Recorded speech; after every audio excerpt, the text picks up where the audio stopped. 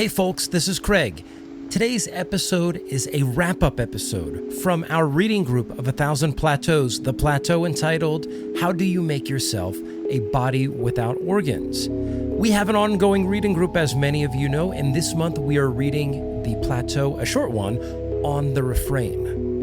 In addition to that reading group, we also have a Bataille reading group that is reading short essays and other preparatory material in anticipation of reading Bataille's The Accursed Share series. If you would like to participate in any one of those reading groups, join us at the $5 level on Patreon. If you just want to be part of the A Thousand Plateaus reading group, you can sign up for as little as $1. Also, those mid-tier patrons who sign up at the $5 level will also be able to join our Discord, where we are all having ongoing discussions of the material. Becoming a member of our Patreon means having access to all of the recordings that we have done previously, and most of the reading group sessions are conducted in a self-contained format, so you never feel left out or left behind. Today we are talking about the relationship between the practice of autopsy and the concept of a body without organs with our special guest, Austin. Okay, let's take a listen.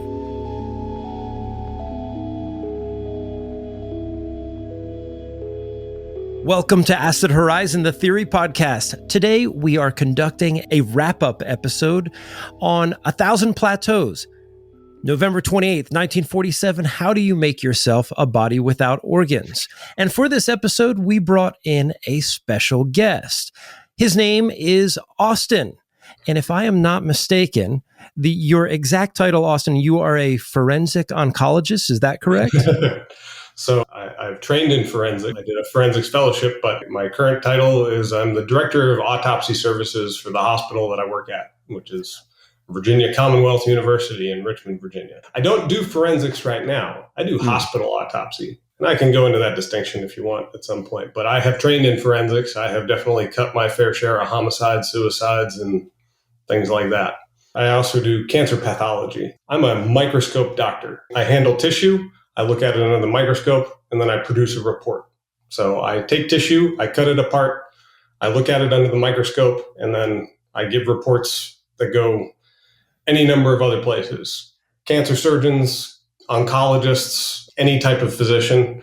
Back when I was a forensic pathologist, they went to law enforcement and all manner of carceral bodies. So right now, the majority of what I do is in cancer, diagnosis of cancer, mostly of the head and neck, but also of many other parts of the body, depending on what type of situation arises. Okay. I just wanted to be sure. I just didn't want to get it wrong. And now the connection's clear to me. All that to say, today on the episode, we have somebody who's literally an expert on bodies without organs and cancerous bodies without organs as they are referenced in this plateau. So we are very privileged to have you in our presence today. Well, with that said, let's talk a little bit about this chapter. The concept of a body without organs is not limited to the scope of A Thousand Plateaus. We see it in various places in Deleuzoguattarian's work, also in the solo work of Deleuze. And here it's developed in a way that's a little bit different than, let's say, anti-Oedipus. In fact, one of the key differences that we see in this text is the emphasis that Deleuze and Guattari put on the notion of injecting doses of caution into your experimentation with a body without organs. And I would say that's actually the predominant sort of paradigm that we're working with here, is the construction of a body without organs as a kind of experiment. And there's really a lot we can say, but I would like to get everybody involved in the discussion to have them offer us what stood out to them in the reading. And with us in the chat, we have everybody today. We have Adam, Will, Matt, and of course, Austin. So we'll just kind of go around the room. Typically, I start with Adam, but why don't we start with Will today? Will, what kind of stood out to you in this chapter on the body without organs? So obviously, as a student of anti-Oedipus, and primarily my reading of the body without organs being your video about it from 2 years ago now, I found the approach here to be far more explicitly ethical, right? The way that they break down the body without organs in this plateau straight from the gate is that it's a series of practices. That it can't be understood as a conceptual armature, that it can't be understood as something that can have analogous relations to other concepts on a plane of immanence, that in fact it establishes this plane upon which desire can manifest, right? So like desire presupposes a body without organs, which I found to be extremely complicated.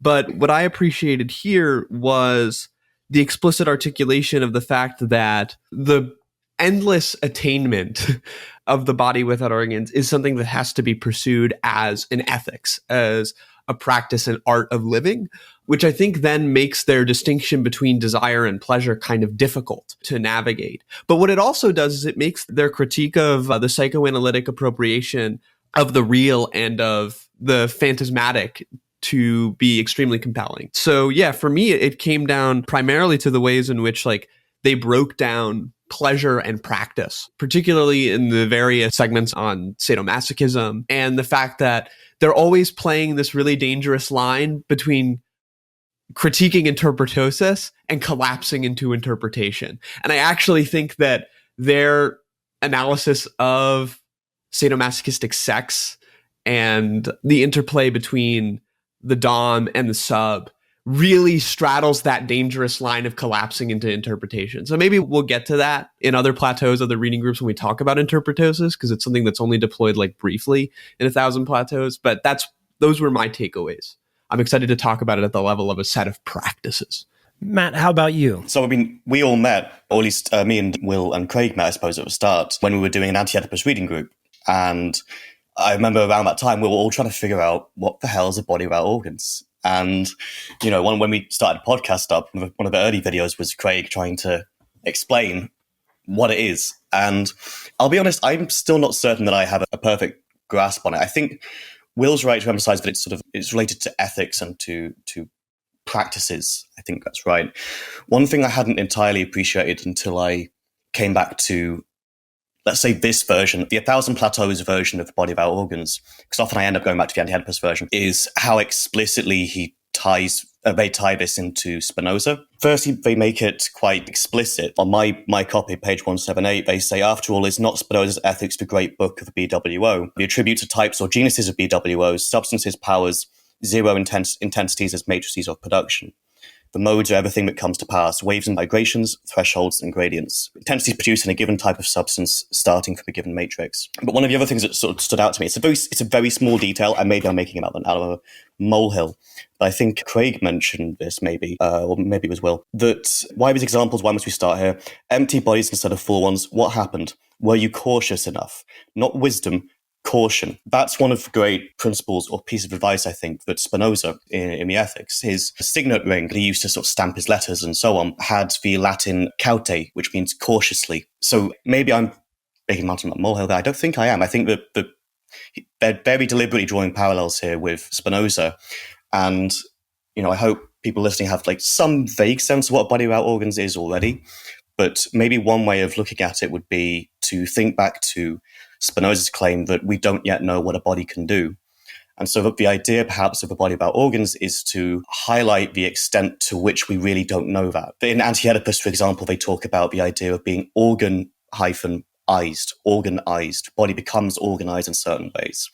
And a body without organs is sort of meant to provide us, I think, with a way of thinking about what if it was organized differently? Whether that's, you know, I think it's also not meant to just describe, you know, the human body per se. If you think of the idea of assemblages in A Thousand Plateaus, which quite a few interpreters think is sort of the central concept in this book, you can see those in exactly the same sort of terms as Spinoza's bodies. And so always the question is, what can this body do? In Anti-Oedipus as well, when they talk about body without organs, they will explicitly talk about body without organs on the sort of social level, the political level, the social field. So there's layers to this. And I think I found it helpful going back and just noting in my own head some of those links with Spinoza, whose work I've obviously been reading a lot recently, thinking in terms of experimentation as an ethical practice, which is central to Spinoza's ethics. And I think it's not surprising that Will's into that with his Foucault, you know, interest as well. And also just as a way of thinking through a kind of ontology as well, larger structures beyond the human individual. What can those bodies do, right? What could they be? So it's interesting. And yeah, I think particularly when you go back to Anti-Oedipus, maybe this is a secondary point. I don't want to ramble too much, but one of the interesting things for me often is the difference between concepts that you find in Anti-Oedipus and then when you find them again in A Thousand Plateaus. Because almost every time they will reappear, but just modified a little bit. It'll have a new inflection or a new implication to it. And I think the body without organs is one of those, and Will's right that part of that is this perhaps more cautious approach to what is possible and how it might be approached. They probably took on board some of the worries or feedback on the anti-ed approach. I'll leave it there for now. And Adam, what about you? Yeah, well, it's my interpretation of Deleuzoguattarian Plateau. So we need to put away A Thousand Plateaus and crack open Kant's first critique, because the origins of the body without organs comes from, of course, anti-Oedipus, and particularly the early chapter where they talk about the free syntheses of the unconscious. And essentially how the unconscious, how desire connects things, produces things, how networks of connections between desire and partial objects end up allowing desire to flow through circuits and achieve certain ends, certain functions. So to think about the free syntheses of the unconscious, the free syntheses are modelled after the free syntheses of the transcendental imagination in the A deduction in Kant's first critique. Now, I'm not going to go into that too much, but I'm just going to talk about the free syntheses, first of all, in terms of how they're defined in terms of three different logical operators. The first logical operator is for the connective synthesis. This is and. Desire wants this and this. It starts making connections between different objects. They use, for example, famous examples from psychoanalysis of the child connecting to the breast, and the mother and milk, etc., for flows of what is desired to come through. The second synthesis is the disjunctive synthesis, which is determined by the logical operator or. And this is where the body without organs comes in. Because in this part of anti-Oedipus, essentially, the body without organs is that which allows you to desire this or something else. It's what essentially deactivates connections that desire that you've made in order so that you can record them and essentially recombine them with other structures to desire things differently, so that you can desire differently at all. Because the connections are made in the first synthesis are in a sense organizations due to a certain kind of desire. For example, the desire for sustenance, creating a network of inputs and outputs into a kind of circuit, or I guess as we could say, sort of later, a feedback loop. The body without organs is the thing that these connections are written upon to, so that they can be deactivated and then redeployed or done later. So you can repeat the initial desire for milk as the partial object of one's hunger into eventually eating different things or different culinary desires and so forth. And the third synthesis, just to complete the picture here, is the conjunctive synthesis, which is essentially the logical operator of the I. After connections of desire are made, they're recorded on the body without organs and essentially deactivated so you can repeat them and differentiate them and possibly develop them later. There's a residual bit of energy or desire here, then this residuum is the subject which thinks that it's actually been the main operator the entire time. So I wanted that, and my agency was the thing that wanted it rather than my desire being the thing that produces the subjectivity that I have. I think this all goes to a very elementary point about the body without organs, in which it is the precondition of any desiring or of any organization of a body. In order to organize a body, there must be a sort of residual well of plasticity, which contains capacity for both deorganization and the source for reorganization. Similar to, say, examples, an Amazon warehouse, you have to pack things and they teach you a certain rhythm of putting things in, of sorting boxes into magenta, the light fixtures which determine whether something's been scanned or not. They teach you certain rhythms and motions, similar to how in Foucault's analysis of the barracks, you're organized to raise a rifle a certain way, aim a certain way, march in a certain way. There's a presupposition of a plasticity there, which it must draw upon. Now, of course, it doesn't necessarily mean that a body without organs is the same body that is organized. Rather, no, you don't sort of use it up and then it's gone, it goes away. It's kind of a constant correlate of desire, because desire is the thing that organizes bodies to achieve certain kinds of ends. And I guess as well, you can think of capital as a kind of body without organs in this sense, because if you look at the formula of capital, MCM dash, money, commodity, money. Capital is not really capital until it gets to that M dash. The first capital is the body without organs. That's the thing which is essentially is presupposed by the capitalist desire for the M dash. Otherwise, it's just money. It's the very precondition of that, and it's because you have this precondition that you can now organize other bodies into that circuit to produce the capital, what is desired in capitalist desire or desire of capital, which is the M dash. So insofar as desire can be social, the body of organs can be social. And I think, particularly we're thinking about what an organ is, we have to turn to sort of the rather classic definition of the organism, which is that it is cause and effect of itself. Organs are functions, rely on inputs and outputs. You ingest sugar, pancreas secretes insulin, stuff like that. The organism is the purposive system of the body to keep it going towards whatever the body eventually wants to do.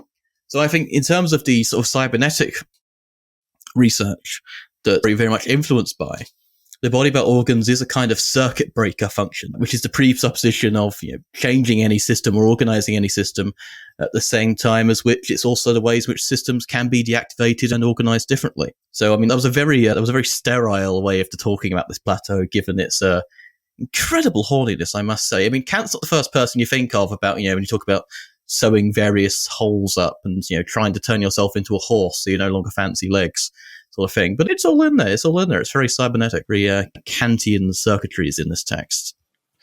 Thank you, Adam. Before we get to Austin, I'll just add a little bit and maybe introduce some terminology that we might be working with. And I'll begin with a quote from the actual text that really stood out to me. And this is in the Minnesota edition on page 164.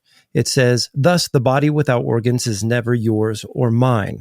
It is always a body," the indefinite article. "It is no more projective than it is regressive.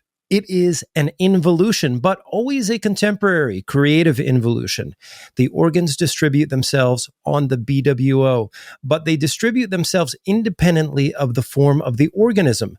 Forms become contingent. Organs are no longer anything more than intensities that are produced, flows, thresholds, and gradients. A stomach, an eye, a mouth. The indefinite article does not lack anything. It is not indeterminate or undifferentiated, but expresses the pure determination of intensity, intensive difference." And this idea of involution is an interesting one because this is a term, as I understand it, that's used when talking about the necrosis of organs, if I'm not mistaken. The dying of an organ is called an involution. And perhaps one of the ways that we can look at this is within a series of organs, there is this thing which is the body without organs, which allows for this organizing principle. Think about a piano, for example. We put together a piano. It's got keys. It's got the little bench, and it's got the little thing to hold the sheet music. And we've seen people sit at the piano, and when a child goes up to the piano, typically they're doing so in a manner that mimics ways that they've seen folks use pianos before. But then you get somebody like John Cage or these other experimental musicians, and they're slipping strips of paper between the strings. They're getting in there with a hammer. I remember the guys from the band Tool use a shotgun to blow up a piano at one time. There are many different kinds of things you can do with a piano as an instrument. And maybe not as an instrument, but as an instrument experimentally that defy the way that it was intended to be used.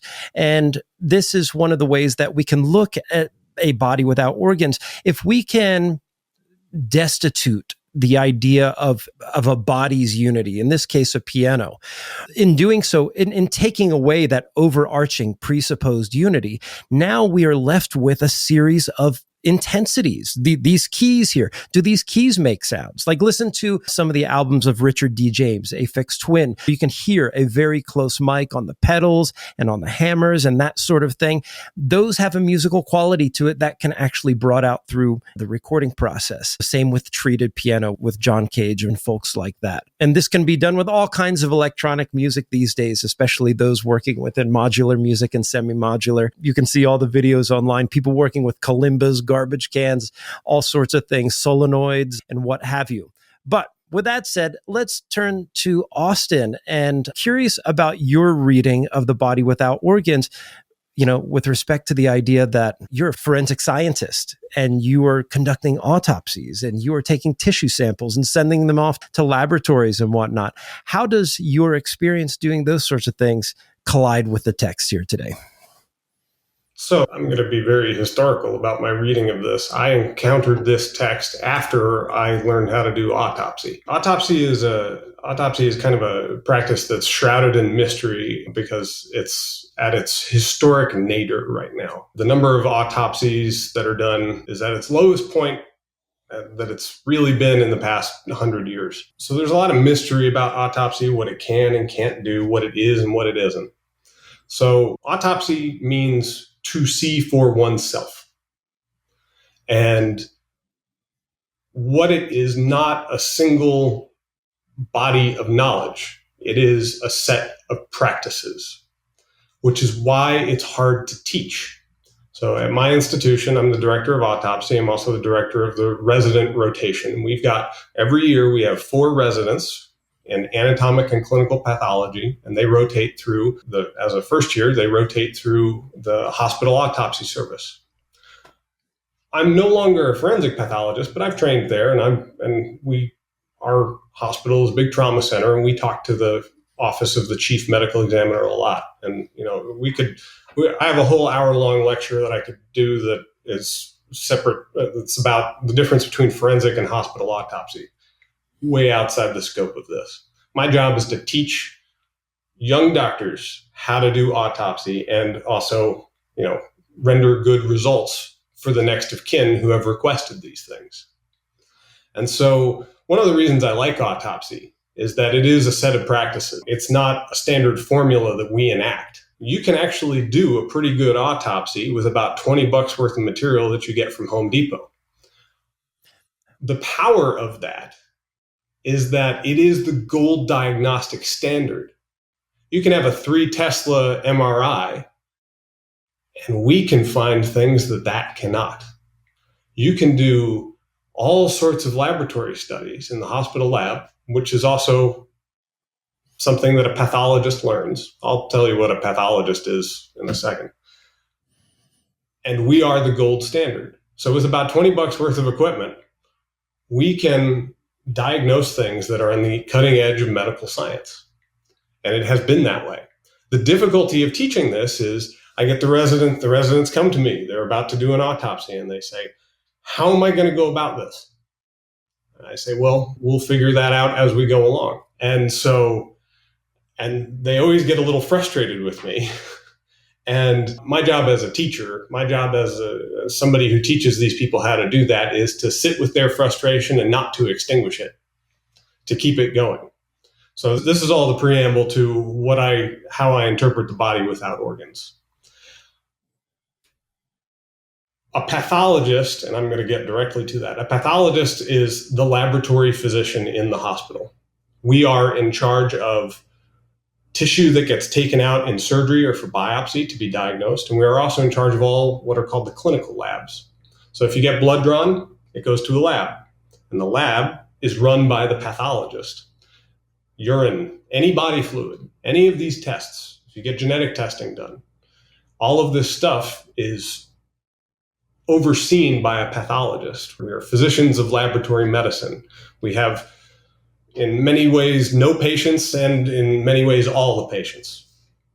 And our job is to make sure that those things are operating in an appropriate fashion. Now, my job is I am mostly an anatomic pathologist. I take surgical tissue, we cut it up, we make little slivers of it that are 5 microns thick, about the thickness of a thick piece of paper. And then we look at those under the microscope and we render diagnoses that way. So our job is to interpret the behavior of tissues and render those things in language. So aesthetics, semiotics, ontology, all these things are absolutely directly active in all the layers of my practice, and I'm very concerned with them. The interesting thing about the body without organs for me, the little edge that I was able to start peeling that sticker up with, was the fact that you have to destroy a specimen in order to render it sensible. You have to cut it apart. I look at laryngectomies all the time. ENT surgeons take a larynx out of a person that is generally filled with squamous cell carcinoma. And larynxes are very intimidating specimens for our residents, so I show them how to cut them apart and deal with them. But in the act of doing that, you destroy the thing. You destroy it productively, but it is irrevocably altered. So we perform autopsies in a respectful way, but we destroy the unity of the body. We take out all of the organs. We examine each one by serially sectioning it, slivers that are less than a centimeter in thickness. And from that, we determine what the person had in life. So if I was to generate a productive opposition here, I would make distinctions between involution, death, and decomposition. Because the person that I'm looking at, they're dead. They have died. But their tissues must still have a minimum viability for me to render diagnoses about these things. Now, in my time as a forensic pathologist, when I was looking at people who didn't die of natural causes, there was no limit on what I would take as an autopsy case. I saw many a decomp, a few skeletons that had been murdered, and render diagnoses based on those things. So where I get to the body without organs here is in this kind of frustration of a basic algebra. An organ is a functional unit within the body. Each organ has a function. You can look at the liver, processes wastes. It's got certain synthetic functions as well. It makes things that our body needs. Coagulation factors, bile for digestion of fats. The thyroid produces hormones that regulate metabolism, and each organ exists as a continuation of this body. It has a purpose. And the way that I take purpose is it has a teleology. So what we do is when you go to the doctor and you get some blood drawn, they assess the health of many organs and determine how they serve the normative end of what we call health. Now, when the clinical physicians, when they're rounding, for example, in the ICU, they go through a checklist essentially of all the organ systems. Somebody who's really sick, they got to make sure every organ system is functioning. How's the kidney function today? Okay. But when we denude these things of a teleology, we can start talking about things that they can do. When the person is dead, I'm doing a hospital autopsy, the person is reasonably recently dead. And so the organs are not functioning, but they are still minimally alive that I can make a diagnosis here. So they have that minimum of consistency that they are still something, but they are denuded of any teleology. If you look at the Charles Dickens reference in Imminence, A Life, that little minimum quantity of living is what we are there to detect. So in that way, the autopsy, in a kind of basically vulgar way, produces a body without organs. But it is itself a body without organs that does not have a specific practice about how to generate its knowledge. We are simply there to witness it. Mm-hmm. And we have a number of gestures. And my job is I very fundamentally think that I teach residents how to improvise productively. I mean, it's fascinating. I have tons of questions, as do probably the others. As you're speaking, I'm thinking that one of the things that's quite important to you is maintaining some kind of judgment function, right? But perhaps there are times at which I imagine you need to bracket your biases in order to be able to see something that is rare, or maybe is hidden or imperceptible, as it were. Am I right about that? Talk to me about the sort of acumen that's demanded of someone performing an autopsy with respect to the idea of judgment. Boy, howdy. Okay. Yeah, you hit the nail on the head here. So, and this is also very important in my surgical pathology. I'll get biopsies from people who have, let's say, a mat. I perform biopsies myself. Somebody will show up with a cheek mass and I stick a needle into their face and I pull off a microscopic drop of tissue. There's a practice called fine needle aspiration biopsy.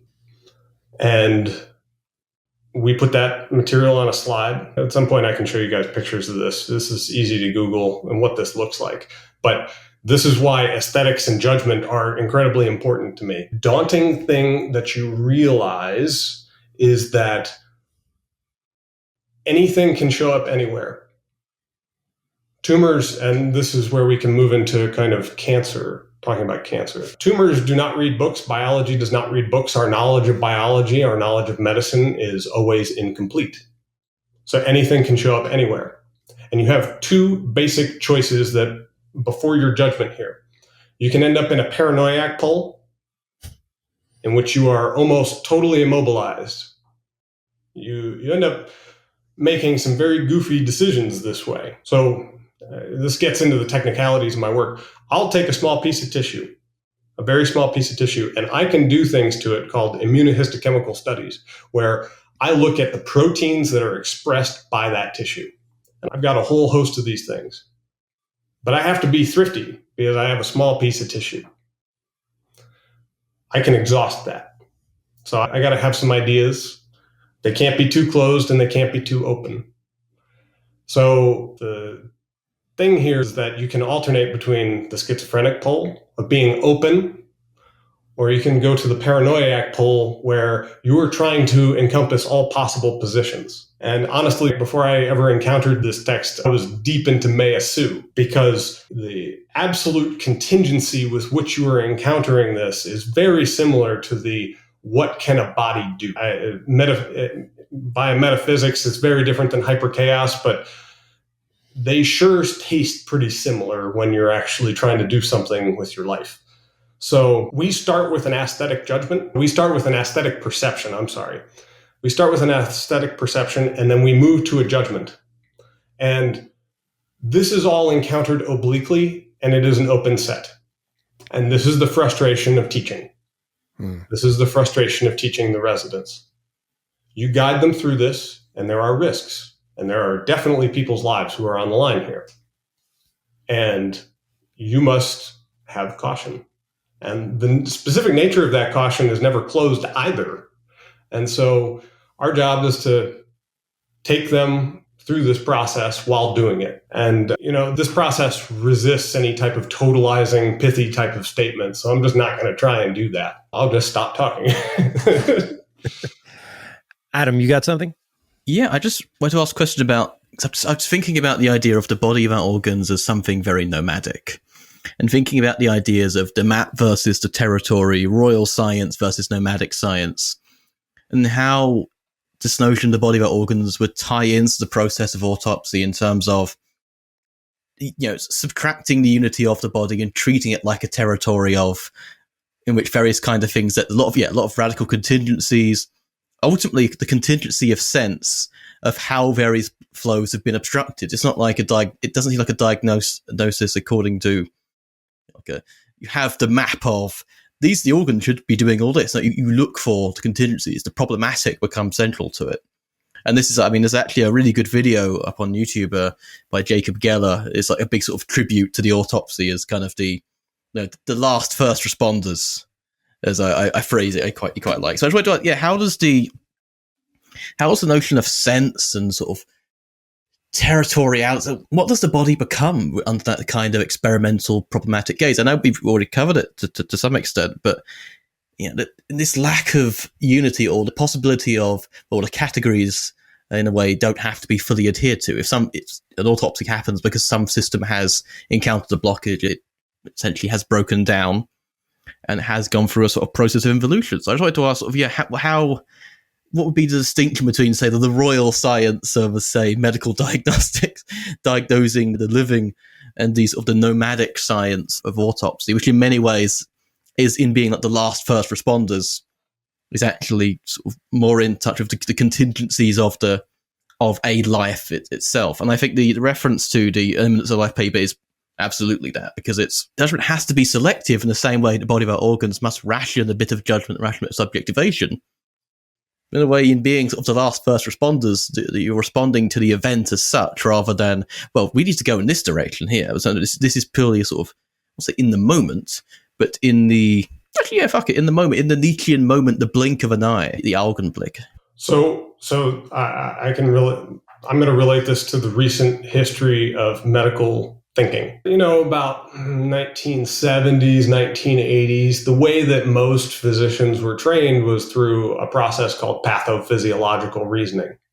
You were given a set of reasonable parameters, which you use to generate problem spaces. If you do this to this happens, if you do that to that happens. And then you then are able to generate a kind of mechanistic framework for any particular patient and reason your way through that. And then there's another development called evidence-based medicine, which said, we think that these mechanistic principles are reasonable, but it turns out they are not. And we can use statistics to show that when you are in this situation, this is the appropriate thing to do, regardless of the particularities of the situation you perceive. And so the royal science of medicine has become this, quote, evidence-based medicine, where you have a lot of people using statistics in interesting ways. And so that has become our royal science. Now, what is absolutely fascinating to me is that I have a background in chemistry. When I was in college, I did 4 years. I stayed every summer and did 4 years of chemistry research in synthetic organometallic chemistry. I also did a heck of a lot of stuff in computational biochemistry, which is a fancy way of saying how quantum mechanics influences biochemistry. I have a minor in mathematics. I've done a lot of quantum mechanics in my time. I prefer to call it statistical mechanics because it kind of, I don't know, the quantum mechanics sounds so sexy, and then people import a lot of like science fiction nonsense, and it's really much spookier. The body is, in statistical mechanic terms, a non-ergodic system. If you have a container and you have a gas in it, you can reasonably presume that the gas molecules will occupy over time all of the positions in the container. This is not true for a body. A body in its history will not occupy all of the potential spaces that it is afforded, geographically, physiologically. These limitations, this particularity of the history, can't be predetermined based on the problem space. And so if we use statistics to start saying we're going to encompass all potentiality this way, we end up denuding and impoverishing a lot of our cognitive tools. One of the reasons I like autopsy is because it does not do this. It does not function this way. It does not function with counterfactual arguments are really useful in talking about potential spaces.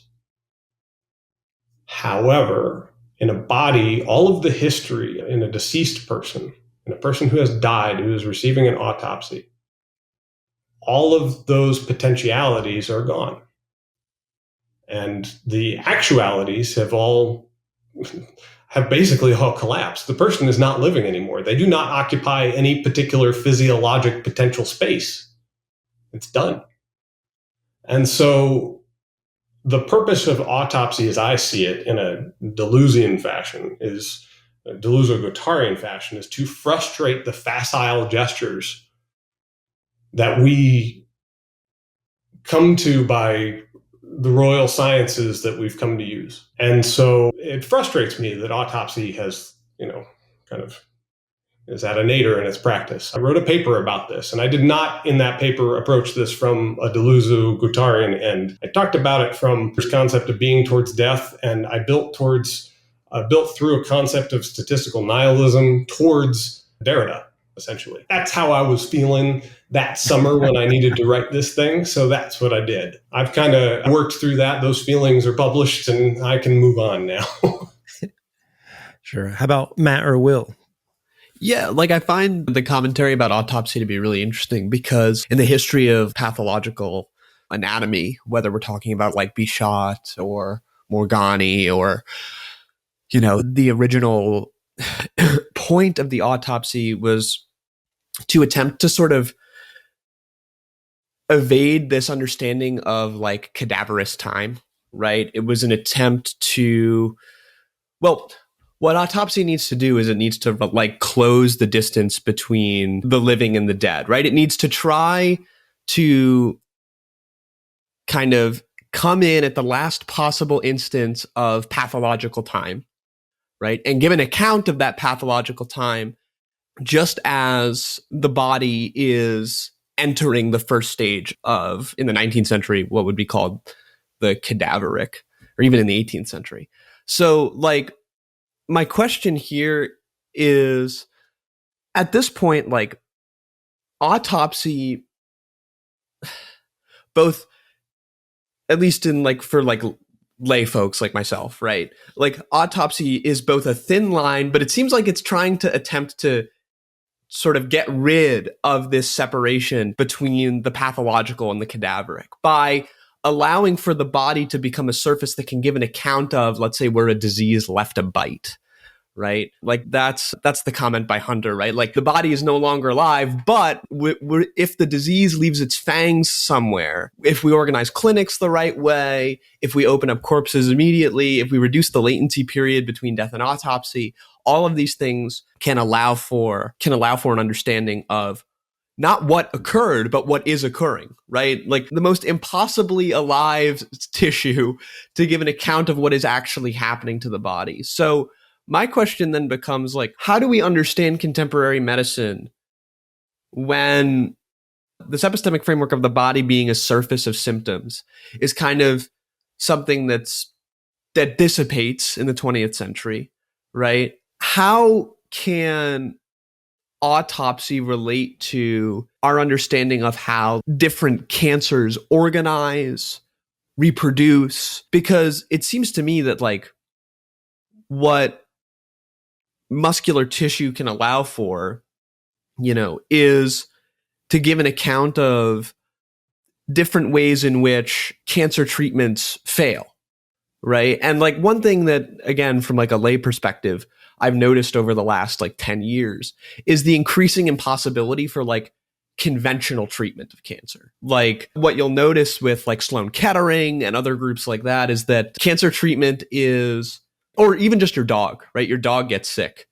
And what they do is they attempt 17 different treatments in the course of like 6 weeks. And I'm wondering if this practice of medical failure, right, of like giving an account of medical failure helps us to understand the gap in ontological practices between the map and the territory. So I'm wondering, how important is this practice to understand cancer as a body without organs? So most of our understanding of cancer at present has nothing to do with autopsy, because autopsy is going away largely. There are a few places that are doing rapid autopsy protocols for certain types of cancer. Johns Hopkins has like a rapid autopsy protocol for metastatic prostate cancer. But ultimately, this is not globalized. You open up a couple interesting questions here, which is, what is the import for autopsy for cancer at present? And the answer is it's low. It's particular. It's case by case. There's no generalized data harvesting mechanism for doing that. And that's kind of one of the problems that faces people who do autopsy these days. The ability of autopsy to make assertions is reciprocally related to the diagnostic categories that are out there now, which is how autopsy can always refresh itself, because it happens at the same time as other things. I had a patient who died very suddenly, a young, healthy person who died very suddenly. And the heart was kind of the victim villain of the thing. There was a lot of inflammation in the heart, and I did not know why it was there. Judging by the blood tests that had been taken in the very short premortem interval before the person died, I would have said Lyme disease. But because I'm a laboratorian, I know that testing for Lyme disease is a deep, weird, goofy place, and that I knew that it probably wasn't Lyme disease. So what I did was I sent the tissue out for PCR, genetic analysis, to see what viruses were in there. I sent it to the CDC in Atlanta. And they determined that it was, let's see, I've done this a couple times and I can't keep them straight. Could have been the Coxsackie virus. Oh, no, I'm sorry. It was parvovirus. Doesn't matter. Doesn't matter to this conversation. So the deal is that whatever particular tools we use evolves along with medicine. Now, your question is, yes, we have kind of reached, I don't know, I feel pretty crummy about for-profit healthcare. And I feel limited by the amount of care that can be given for cancer. There are individual places that give excellent care, but I feel like our conceptualization of cancer is inadequate at this point. And this speaks to exactly what you're kind of proposing here, which is that this, if medicine has very normative functions, and I've heard Will speak on his reluctance about doctors who have read Foucault. And I take that very seriously, personally, because he doesn't have to worry because I've never met any doctors that have read Foucault. But the actualization of that is immaterial. I think that cancer represents, and I think A Body Without Organs is a great model to start building a different type of concept of cancer. We have an idea of cancer that is genetically driven. And yet we find tumors where we perform genetic analysis. And this, I would have to give this forum a really big, long excursus on genetics and how genetics works. And you guys could absolutely understand it, but that would take up your whole episode here. But the fact is that the genes themselves do not have an ultimate totalizable teleology. So we are going to have to deploy some body without organs type thinking if we are going to continue to develop how we handle people who have cancer. I kind of think about, there are probably a number of things in medicine that could go away if we didn't do for-profit medicine. But I kind of think about this like I think about policing. I'm not going to argue for police here or anything like that, but a homicide is a homicide. What you do about it is different, but murder is a murder. Cancer is cancer. While there are a number of cancers that would possibly go away if we did not have plastics and oil industry and that type of thing, we would still have to contend with this. And so we would have to have sophisticated ways of thinking about murder and cancer and how to handle those things. And I think because The Body Without Organs presents this kind of denuded concept of the way that things work and it engages with potentialities, I think this is a very powerful way to start thinking about those types of things. So, sorry, Will's sophisticated questioning is one of my favorite things about this show, and I stand here naked before it. As you were talking about sort of statistics, you were sort of talking about statistical models rather than quantum, I suppose. That's the distinction you set up, right? Because the implications that it draws in. And I can't recall exactly where it was, but I remember there's an interesting discussion in, I think, the Geology of Moles, Plateau, where Deleuzoguattarian discuss theories of evolution, I think it is, isn't it? And they sort of talk about old models of sort of filiation and might not be alliance, it's some similar sort of terms. And then newer models which talk in terms of molar aggregates, right? Sort of statistical aggregates in which intensive differences carry out in a progressive way over time. So maybe I can't recall, it's been a little while since I went back to that Plateau.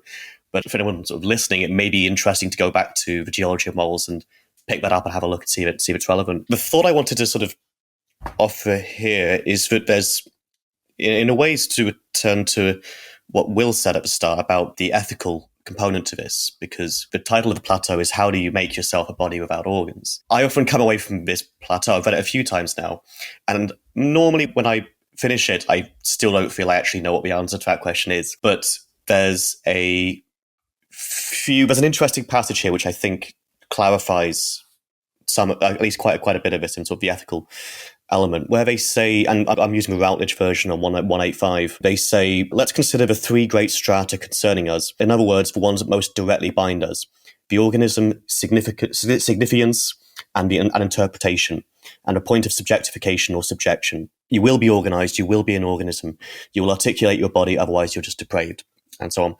And they go on to say that what would it mean to disarticulate, to cease to be an organism, the extent to which we do it every day, and how necessary caution is, the art of dosages, since overdose is a danger. You don't do it with a sledgehammer, you use a very fine file. You invent self-destructions that have nothing to do with a death drive. And I wonder if, I don't want to make like every episode return to themes we endlessly explore, but there is this sort of element of sort of desubjectivation at work here.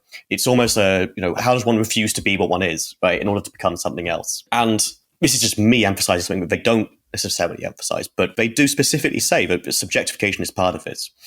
And so maybe part of what the body of our organs can offer us, aside from new ways of understanding on the sort of literal level for the human body, there's also the sort of molar aggregates that we can understand as body of our organs too, in which if we look at it in those ways, sort of in the social field, the political field, etc., we can begin to explore new possibilities for organization, etc., or deorganization even.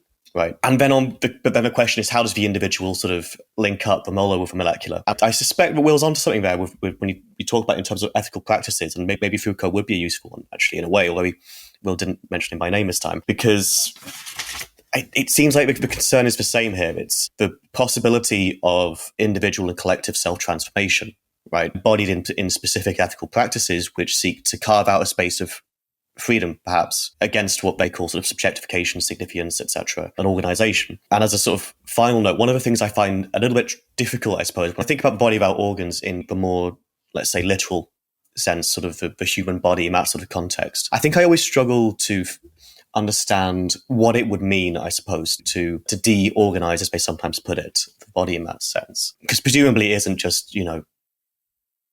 drinking orange juice through your nose or something, right? Like, right, there's more to it than this. But I think when I try and sort of see it as, if we take bodies in the Spinozist sense and understand that doesn't just mean human organs, it also means things like various elements or strata of the social field, the political domain in which we act, then it starts to make perhaps, I feel there's something strangely more to me to grasp onto, even though it's perhaps even more abstract there, because then you can make these sort of linkages, I think. And it's an interesting passage here where they talk about it, where they say, just maybe this is my final sort of point, they say that dismantling the organism has never meant killing yourself, but rather opening the body to connections that presuppose an entire assemblage. Circuits, conjunctions, levels and thresholds, passages and distributions of intensity, and territories dismantling the organism is no more difficult. And deterritorialization is measured with the craft of a surveyor.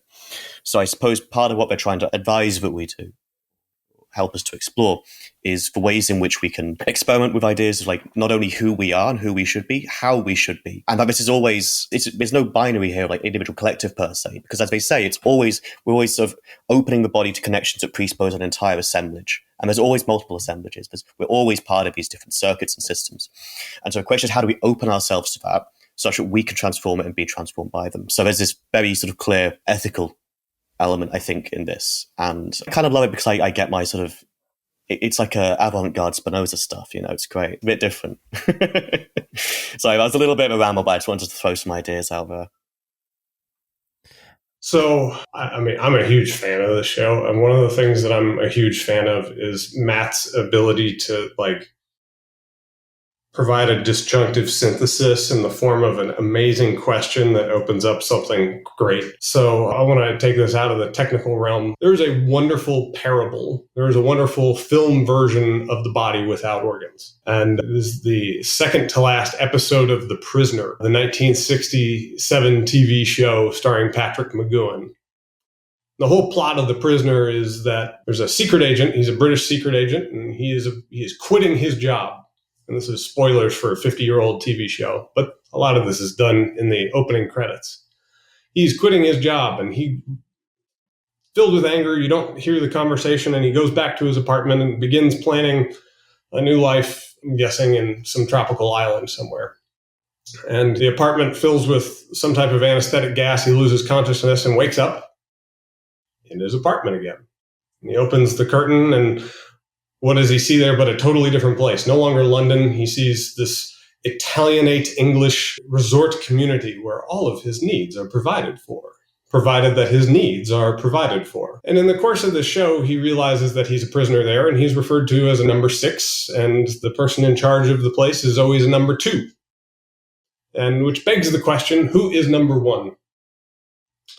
And the cool part about the show, the cool part about the narrative is that you can pretty much watch the episodes in any order you'd like, with the exception of the first and the last two. And in the second to last episode, he is given the opportunity to perhaps meet number one.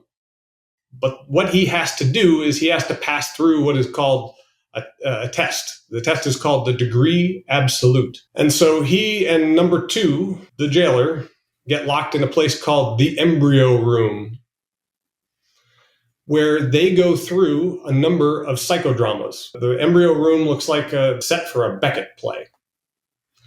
And each psychodrama is a dominant and submissive person, where number two plays the dominant and number six plays the submissive. Some type of authority figure versus some type of subservient. Parent and child, teacher and student, boss and worker, and the final one is the role of the jailer and the prisoner.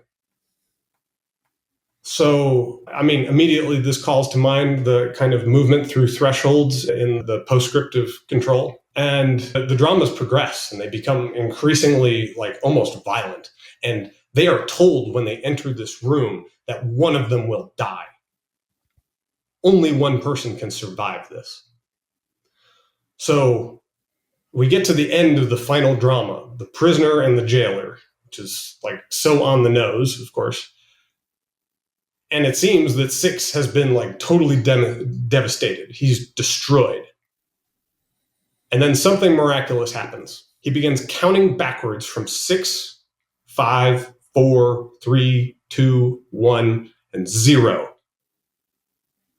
And at which point he wins. He becomes himself again. And the kind of mantra of the show is, I am not a number, I am a free man.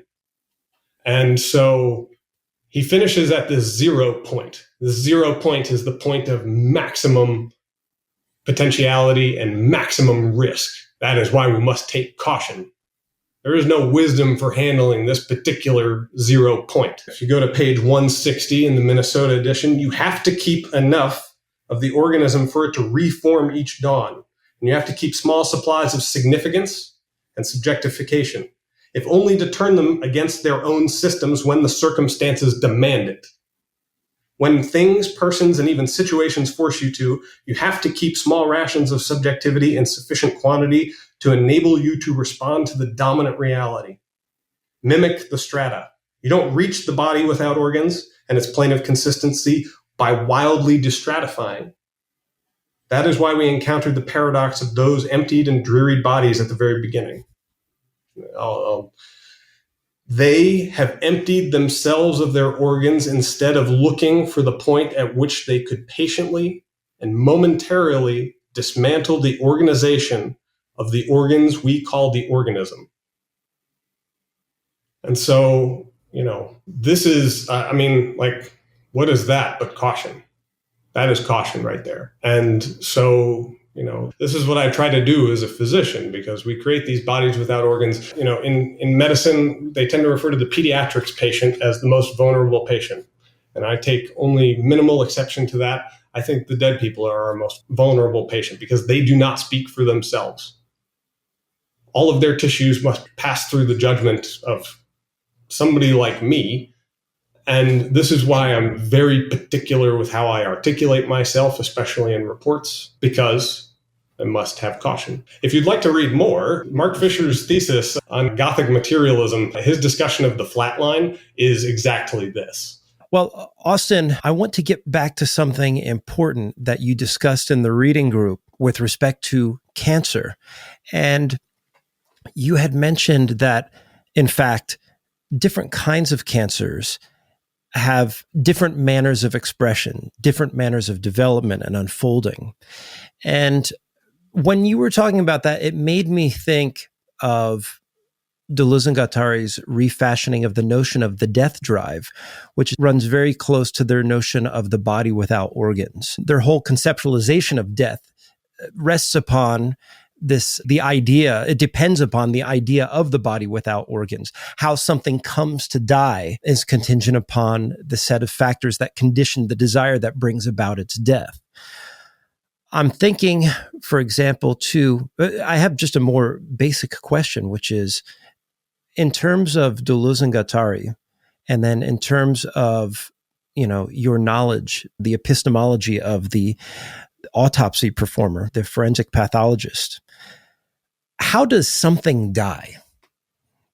Given your knowledge of Deleuzoguattari and what you've worked on before, if you could combine those discourses, maybe that's something that you could answer amidst explaining to us how it is that cancer takes over cells and the different ways in which different kinds of cancers manifest.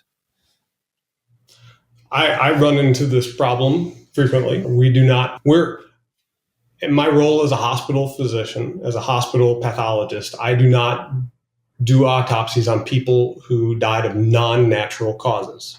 In the Commonwealth of Virginia, those are definitionally medical examiner's cases. We're a big trauma center, so we get people who come in who die of non-natural causes. And sometimes they die a long time later. And so the physicians and nurses will occasionally forget to report these things to the medical examiner. I like to, this isn't a huge issue. This is part of my job. So I do a lot of education with respect to what is a medical examiner's case. And it's anything that is a non-natural death.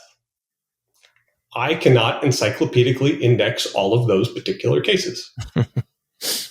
Death itself is very much a minor science. It does not have a central rigor. It is not a closed set. It is not complete. Heck, trauma is almost, if we were to go the J.G. Ballard route, by a crash, trauma is an open set of almost artistic practices. So cancer, on the other hand, is also an open set. It is not a closed set.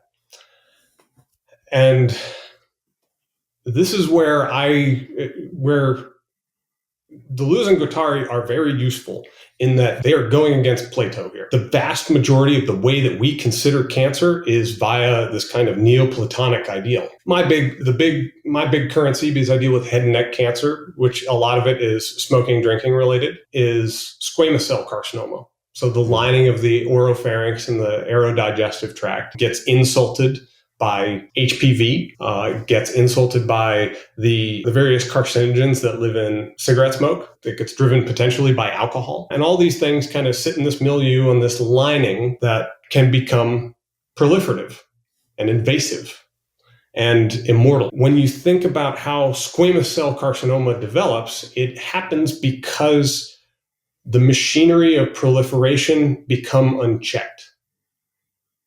The cell in itself, when it divides, has its own incredibly complicated set of mechanisms to provide a disjunctive synthesis to stop the division of cells.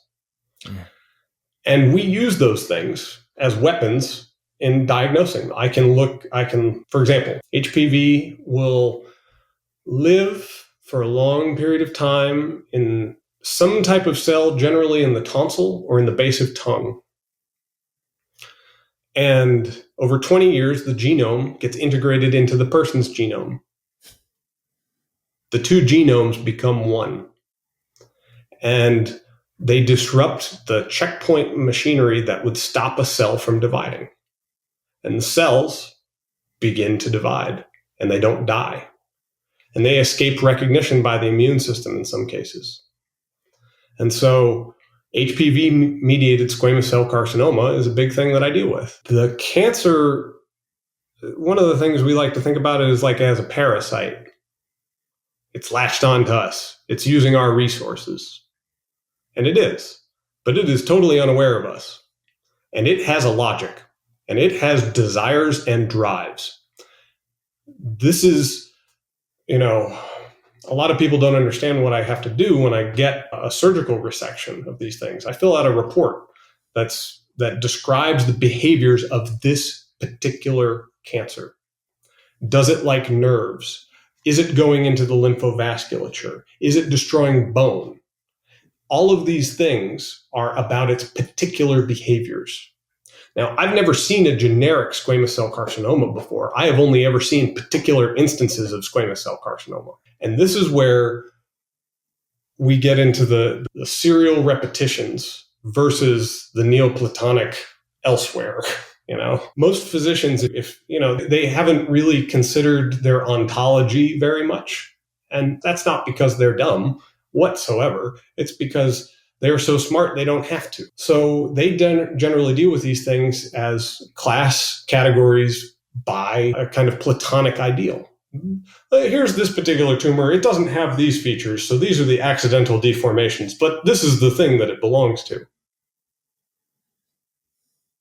But I find that it's far more powerful to consider these things as repetitions, and the accidents are thereby masks of what is being repeated. And this is what the cells themselves are individually doing, because if you look at the genetics of the tumor cell population, they are very different from one another in many cases. Sometimes they are all the same, sometimes they are different. And, I'll be honest with you, this is true in a normal, healthy organism. Your immune cells have a very different genetic profile than the rest of your body. This is how you're able to make antibodies. So I hate to give any credence to the anti-vaxxer people, but vaccines do change your genetics. They don't change everything's genetics, but they do produce differing genetics in the memory T and memory B cells that hang out in your body. So the organism itself, this is where I get really uncomfortable with the death drive and talking about it, because I am not as sophisticated with handling that. Mm-hmm. Where I think about this is that the cancer doesn't care about death drive anymore. I don't think that it has a death drive in kind of like the vulgar sense. Like, that's the whole problem. Most of the cells in your body respect what they're supposed to be doing and can be killed. In fact, the space between your fingers happened because when you were a fetus, programmed cell death deleted the cells that are in between. They involuted. The practice of involution is productive and helps the life of the organism.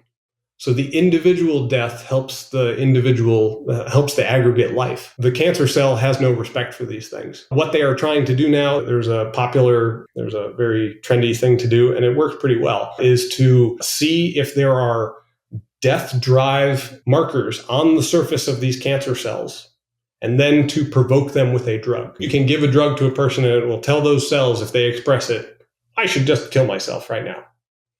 So is there a minimum of that in those cells? And, if I could show you pictures of how we determine this, it's very much a molar versus molecular determination, and statistics are a huge part of this. And if I showed you this, you'd get very frustrated with it. Anyway, yeah. Well, that's interesting. I think I mentioned to you in the reading group, and I know the folks that I work with on the show here know this. I had cancer about 10 to 12 years ago. And basically it was a tumor that had grown out of a birthmark that I had on my scalp. And I'm about to talk about something a little bit gross. Listeners, be prepared for that. I'll probably talk for about a minute or two on it. But anyway, I didn't have insurance at the time. Actually, it was kind of in between situations, but I started using crystalline vitamin C, direct application of that, sometimes with coconut oil. And I actually didn't have to do this very long, probably over the course of 2 or 3 days. Basically, a reaction took place that looked very similar to what you saw in Fight Club when he put that chemical burn on his arm. And over the course of 2 or 3 days, this tumor that was on my scalp basically got drained of all the liquid and turned almost to like an ash and like crusted off after 2 or 3 days, leaving the small footprint of where the tumor was. Now, I went and seen the oncologist. I think I saw him 2 or 3 weeks later, and he saw that everything was gone. And he's like, well, what happened here? And I said, I used this. He's like, well, we're still going to have to do something about that. You understand that, right? And which I did. Of course, I had an excision and everything's been fine since. But it was interesting experiencing in a very gruesome and hands-on sort of way, seeing this accelerated cell death right before my eyes. It was almost as if, and this was the science that I was told, and I don't recommend that anybody try. This is not medical advice, but, I was kind of at my wit's end and desperate in that moment. But in doing so, like I said, I was able to see what I believed was an accelerated cell death of these cancer cells. The theory was that vitamin C triggered them to engage in mitosis or something like that, and they would accelerate their cell death and break down, which then led me to a series of questions going back to what you said about HPV hiding out in the body. It seems that the strategies of cancer, if you will, often in some sense defy the invasive modalities or the allopathic modalities that a lot of medical practitioners practice, which is, okay, let's use this attributive schema. Those are the bad ones. These are the good ones. Let's just excise that region, sew it up, give it a shot of chemo and hope for the best. But it seems that the level of sophistication that something like the HPV virus has, for example, is so high in some ways. It really challenges us to think, how do we address an illness that has staged its occupation of the body over a 20-year period? I mean, are medical practitioners like you or others, are they thinking in terms of developing strategies that go beyond this sort of normal procedure of just cut it, gut it, and sew it up? Absolutely. One of the nice things about HPV-driven squamous cell carcinomas is they actually tend to behave really a lot better than the ones who aren't. They tend to be exquisitely sensitive to radiation, like very targeted radiation, not like whole body stuff. So people with that tend to do really well. But then there are all sorts of things that we've called undifferentiated. There are all these undifferentiated tumors. And we're starting to find genetic drivers for them. But part of the problem is the topology of genetics. Okay, if we can identify the gene that is in the particular cell, then we can kill that particular cell. Except the genes don't live on the surface of the cell, they live on the inside of the cell. So most of our chemotherapy accesses the cell from the inside.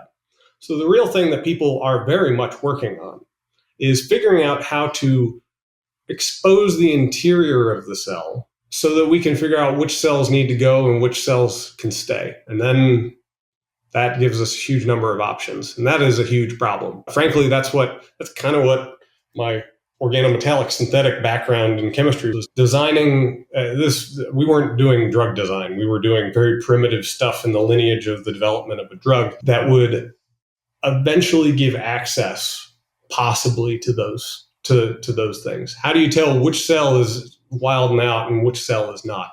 And people are absolutely working on that all the time. The funniest thing is, like, in high school and college and medical school, you relearn the Krebs cycle, the basic way the body digests glucose at the cellular level, and you learn it, you relearn it, and then you kind of forget it and you don't really use it, but it's a tough trial to get through.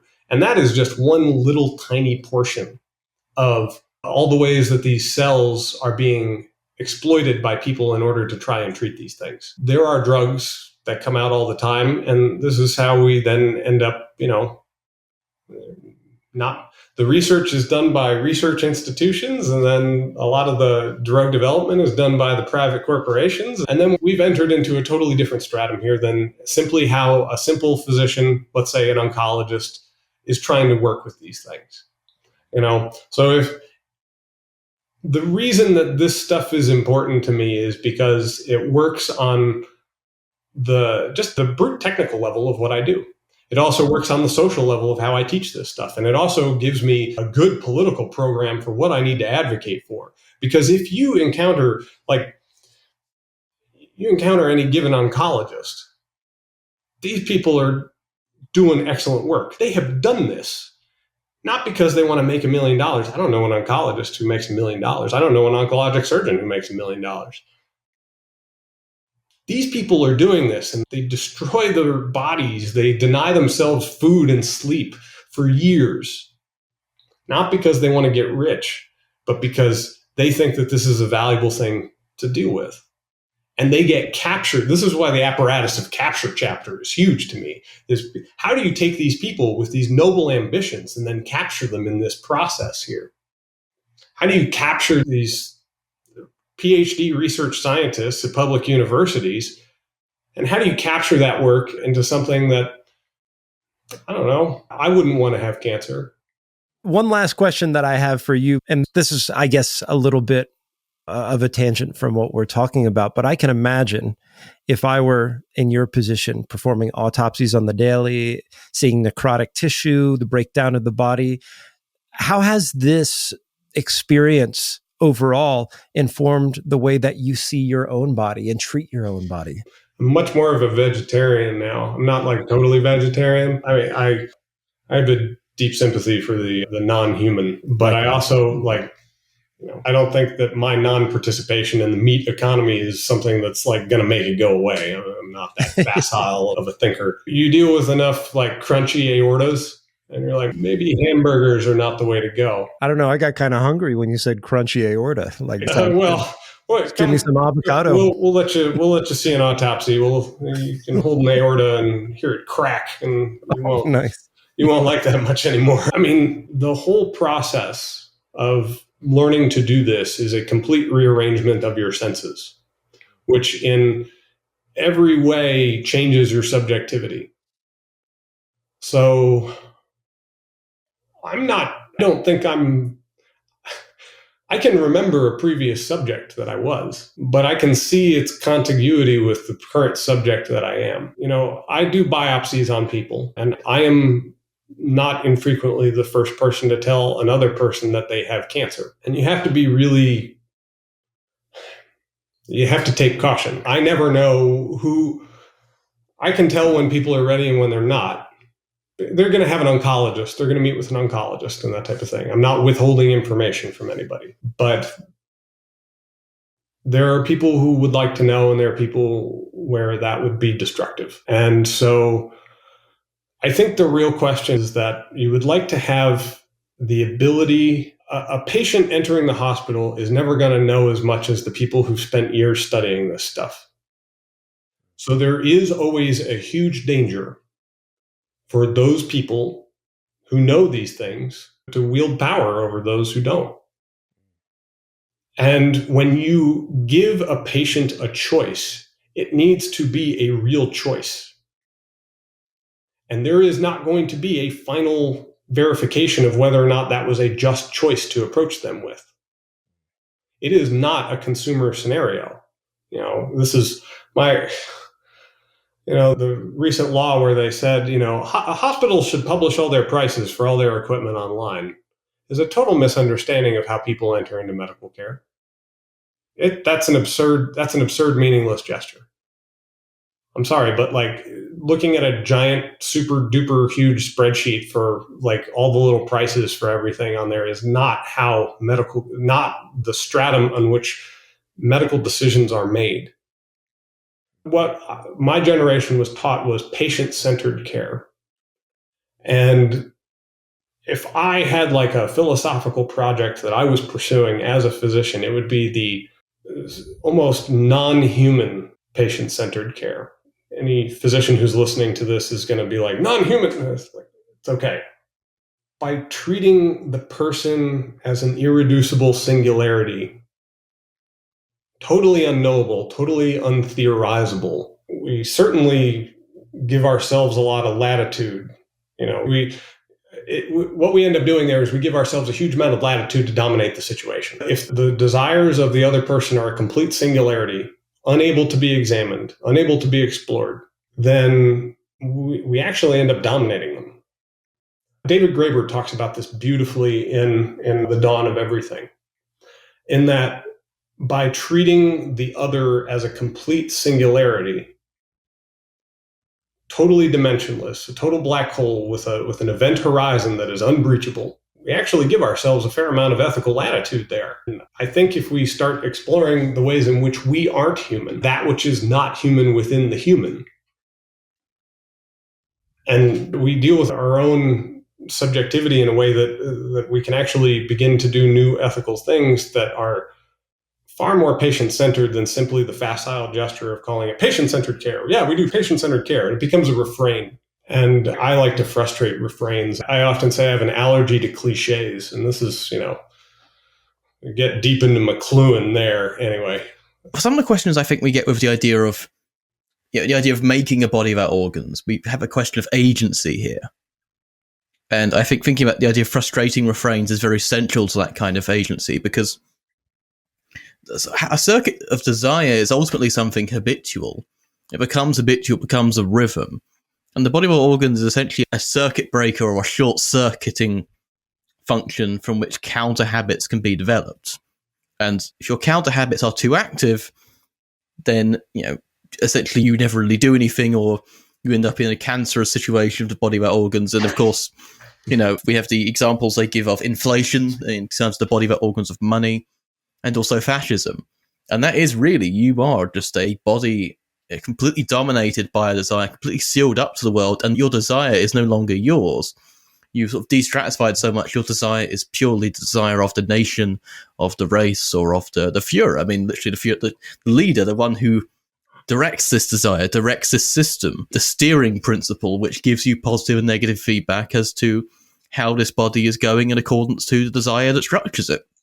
And I think ultimately, when it comes to this idea of counter habits, if it's all just desire at the end of the day, where do I come into this? Where do I have this moment of saying, I am not a number, I'm a free man, or I am not an organism, I am a free man kind of thing? And I think it's ultimately a question of, what do you want? There's a body of our organs where there is desire. And ultimately, it has to be the question of cultivating a post-capitalist desire which is already there. And this is why I think this question can be answered very well in the work of Mark Fisher, particularly the later works, because his whole reframing of the problematic of capitalist realism is actually capitalist realism isn't just this pervasive atmosphere. He's giving it too much credit there, and he knows he is, because later on he says, no, this is something which is a product of active repression, which is always going on. There is always something trying to repress desire, which is always there. So insofar as neoliberalism kind of presupposes desire which it fights against, it also has to presuppose the very body of our organs that can generate a counter habit to neoliberal ways of being. So I think the question and the danger of the body of our organs plateau is, well, how do you make one? Or who am I to make one? Well, you're something that wants something. There's a desire there. And that's the danger. The caution is, can you follow this desire, or can you sort of get sort of death drunk on it to this point in which death is no longer a framing or deactivation of the circuit of desire is ever possible? You don't have to mention the name of peoples who've very much tried this process, of course, gone too far. The fascists, of course, and the neo-reactionaries being key examples of this desire which spun out into terminal commodification takeover, as one of them once called it. But I think this notion of agency is something that is both distorted and reclaimed by the body of our organs as a notion. The idea that we could desire differently in the ways we are. It's about sort of finding desires you didn't necessarily know you had. And if desires are products, then there isn't always going to be a post-capitalist desire. It opens things up to elements of competition, essentially competing desires over the same surfaces of the same territory. This is where you get the idea, of course, of a new Earth. The body of our organs that is post-capitalist desire is the desire for a new Earth. Will, anything to take us out? Yeah, I'm thinking I was considering going down to the restaurant that we were at a few weeks ago and then grabbing a hamburger, but I think I'm going to stay home. I think I'm going to eat some celery or something. But yeah. Well, Austin, I just wanted to say thanks for coming on. You've been a great reader in the reading group, a super contributor, and this discussion will go down in history as one of the most legit discussions of the body without organs on record to date. So thank you. Thank you for having me. I know I own way too many of your T-shirts. Gotta rep it. Yep. Well, printtrip.com. If I were to give one takeaway to the audience, is that cancer and death, at best, have a metastable theorization. They cannot be, there is no general concept. And so there's a lot of risk there. But one of the magical things that does happen is we can recognize them. Somehow we are able to recognize them. So we have this resistance, and then we have the ability to identify them and the ability to cultivate the identification and exploration of these things. I want to leave you with one last vulgar physical metaphor here. The rarest human cancer is the cancer of the parathyroid gland. We have 4 little parathyroid glands. They sit right next to and underneath our thyroid. And their job is to regulate calcium in our body, bone density and calcium levels.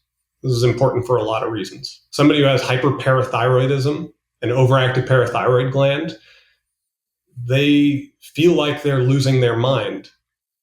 And if you've ever met somebody with hyperparathyroidism, it's striking. They are almost manic and they cannot hold an idea in their head. And we can do a little tiny surgery and remove a parathyroid gland, and they come back to themselves. And their subjectivity, their original subjectivity that they were enjoying returns. And it is absolutely amazing. One of the few surgeries that you can do that has a distinct psychiatric effect. But parathyroid cancer is different. And parathyroid cancer is difficult to diagnose because we can cut that gland out and we can feel it and we can look at it under the microscope and we cannot diagnose that it is a cancer. We only know it to be a cancer later on when it has invaded something or metastasized. We only know it really firmly via an empirical investigation, by its affects. And this is kind of like a good limit case for our own humility, is that's the transcendental empiricist kind of point of view, is that we have to wait and see what's going to happen here.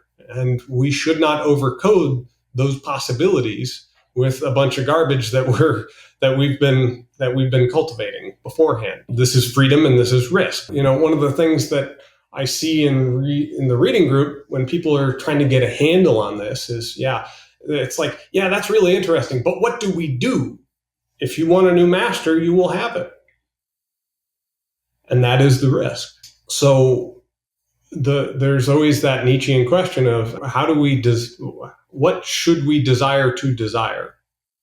And I like that Deleuze and Guattari don't tell us that. We get into a double bind where we have, the double bind, the double pincered lobster god of living. And, the master-slave dialectic of, like contractual being, what new contracts should we enter into and that type of thing. And this is why I think Deleuze and Guattari are interested in the sadomasochistic system. And this is the resonance that when I came to this, like I am a repeated reader of Thomas Pynchon's Gravity's Rainbow, which is a big, chunky, schizophrenically voiced work of cybernetic capture of any number of little tiny wonderful human people that just get sucked up into that dialectic.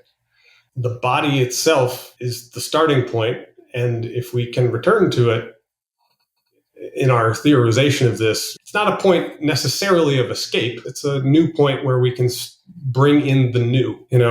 That the ability that in Gravity's Rainbow, Thomas Pynchon never occupies one particular voice. He bounces between those particular voices. And you can read people who mimic it.